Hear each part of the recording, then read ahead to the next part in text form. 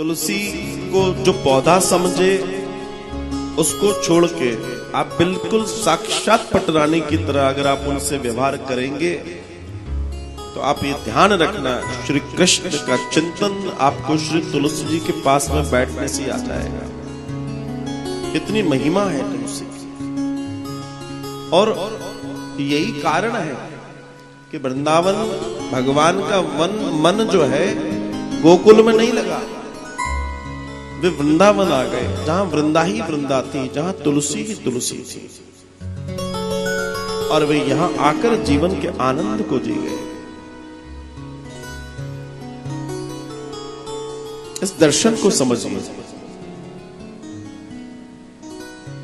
तुलसी आपके घर में होनी ही चाहिए, सुंदर उनका पूजन प्रतिदिन आपके द्वारा हो। हालांकि एकादशी के दिन तुलसी को तोड़ा नहीं जाता है, इस बात का भी विशेष ध्यान रखें और जीवन में अनंत दर्शन को ध्यान में रखें।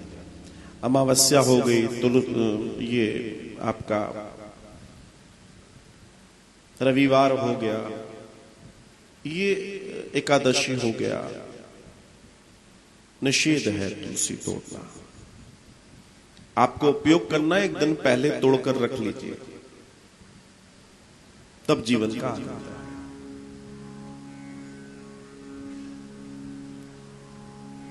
घर में तुलसी मां तो होनी ही चाहिए। कुछ चीजें लोगों को समझनी है, चूंकि एकादशी एक छोटी सी बात जो कई लोग गलती करते हैं। गलती ये करते हैं कि कई माताओं को, कई लोगों को इस बात का भान नहीं रहता, वो तुलसी के गमले में शंकर जी को बिठाल देती है। कई लोगों को, माताओं को शंकर जी की पिंडी ली और तुलसी के गमले में रख दी।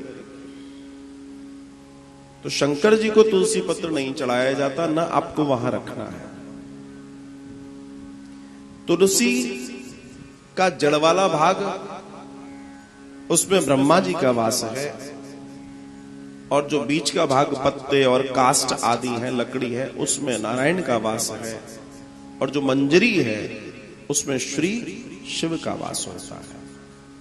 अगर शिव को चढ़ाना ही है तो आप मंजरी चढ़ा सकते हैं, सिर्फ मंजरी, लेकिन पत्र नहीं चढ़ा सकते। इस बात का विशेष ध्यान रखें। और दूसरा एक दर्शन और, कि अगर आपकी तुलसी माता में अत्यधिक मात्रा में मंजरी आ रही है तो आप नित्य मंजरी के समेत पत्र लीजिए और भगवान को प्रेषित कीजिए। जितनी जल्दी तुलसी माता से आप मंजरी को हटा देंगे, तुलसी माँ उतनी प्रसन्न होंगी, क्योंकि मंजरी के आने से उनके शरीर में पीड़ा शुरू हो जाती है, दर्द शुरू हो जाता है। तो इस भाव को भी जानना और मानना अत्यंत आवश्यक और जानकारी आपको होनी चाहिए।